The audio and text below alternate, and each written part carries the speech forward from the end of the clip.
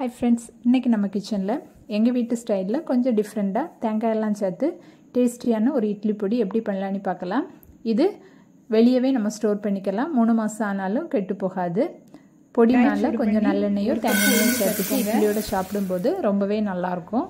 வாங்க வீடியோக்குள்ள போலாம். லோ ஃப்ளேம்ல வச்சு வறுத்துக்கோங்க.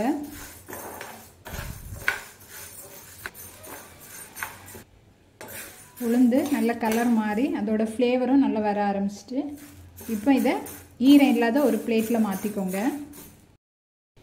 அதே கடாயில 1/2 கப் கடலை பருப்பு சேர்த்துக்கோங்க. அதையும் லோ ஃப்ளேம்ல வறுத்துக்கோங்க. கடலை பருப்பு நல்லா வறுபட்டுட்டு இந்த மாதிரி செவக்க வறுத்துக்கோங்க. இத உளுந்து சேர்த்த பிளேட்ல சேர்த்துக்கோங்க. அதே கடாயில 1/4 கப் துவரம் பருப்பு சேர்த்துக்கோங்க. அதையும் லோ ஃப்ளேம்லயே வறுத்துக்கோங்க. எல்லாத்தையும் லோ ஃப்ளேம்ல வச்சு பொறுமையா வறுத்துக்கோங்க. எதையும் கறிய விட்டுறாதீங்க. கரிஞ்சதுன்னா பொடியும் கசக்க ஆரம்பிச்சிரும். துவரம் பருப்பும் நல்லா வறுபட்டுட்டு இந்த மாதிரி கலர் மாற வரைக்கும் வறுத்துக்கோங்க. இதையும் பிளேட்ல மாத்திக்கோங்க. அதே கடாயில 12 காஞ்ச மிளகாய் சேர்த்துக்கோங்க. கூடவே ஒரு 4 காஷ்மீரி சில்லி சேர்த்துக்கோங்க. இது கலருக்காக தான், வேண்டானா ஸ்கிப் பண்ணிக்கோங்க. முழு வத்தலும் உங்களுக்கு காரம் எவ்வளவு வேணுமோ அதுக்கு ஏத்த மாதிரி கூட குறைய சேர்த்துக்கோங்க. இது கூடவே பொடிக்கு தேவையான உப்பு சேர்த்துக்கோங்க. நம்ம வத்தல் வறுக்கும்போது உப்பு சேர்த்து வறுத்தோம்னா நெடியும் அடிக்காம இருக்கும்.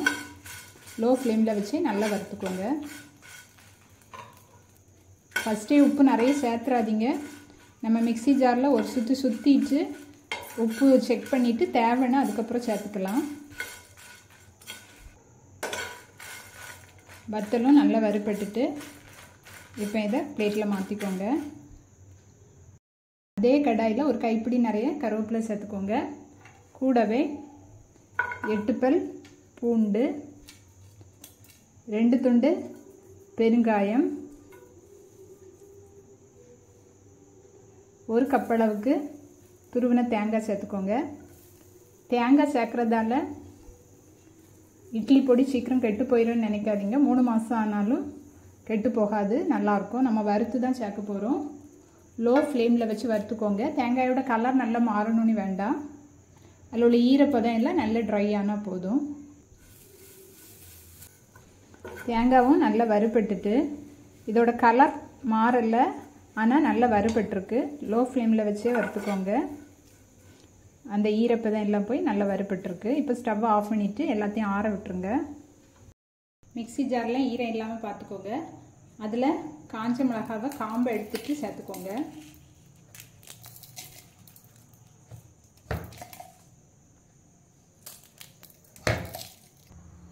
காஞ்ச மிளகாவை உடைக்கும்போது இந்த மாதிரி உடைப்படும். இந்த மாதிரி வறுத்து எடுத்துக்கணும்.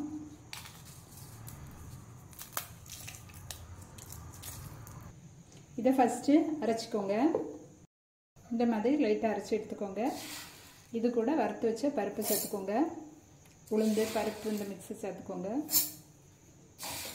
ஃபர்ஸ்ட் பாதி சேர்த்து ஒரு சுத்து சுத்திக்கோங்க. அதுக்கப்புறமா மீதியை சேர்த்துக்கலாம். மொத்தமா சேர்க்கும்போது அரைப்படாது. இப்போ மீதியை சேர்த்துக்கோங்க. இதையும் ஒரு சுத்து ஓட விட்டுருங்க. அதுக்கப்புறம் நம்ம தேங்காய் சேர்த்துக்கலாம். இப்போ இதில் வறுத்து வச்சுக்கிற தேங்காவை சேர்த்துக்கோங்க. இதையும் நல்லா அரைச்சி எடுத்துக்கோங்க. இந்த மாதிரி அரைச்சி எடுத்துக்கோங்க. இப்போ இதை ஒரு பிளேட்ல மாத்திக்கலாம். பிளேட்ல கொஞ்சம் கூட ஈரம் இல்லாமல் பார்த்துக்கோங்க. இதை நல்லா விரிச்சு ஆற வச்சிருங்க. சூட்டோட அப்படியே ஸ்டோர் பண்ணிடாதீங்க, கெட்டு போயிடும். நல்லா ஆற விட்டுருங்க. ஆறுனதுக்கு அப்புறமா ஈரம் இல்லாத ஒரு பாக்ஸில் ஸ்டோர் பண்ணிக்கோங்க. நம்மளோட இட்லி பொடி சூப்பராக ரெடி ஆயிடுச்சு. நீங்களும் ட்ரை பண்ணிவிட்டு கமெண்ட் பண்ண மறக்காதீங்க. தேங்க்ஸ் ஃபார் வாட்சிங்.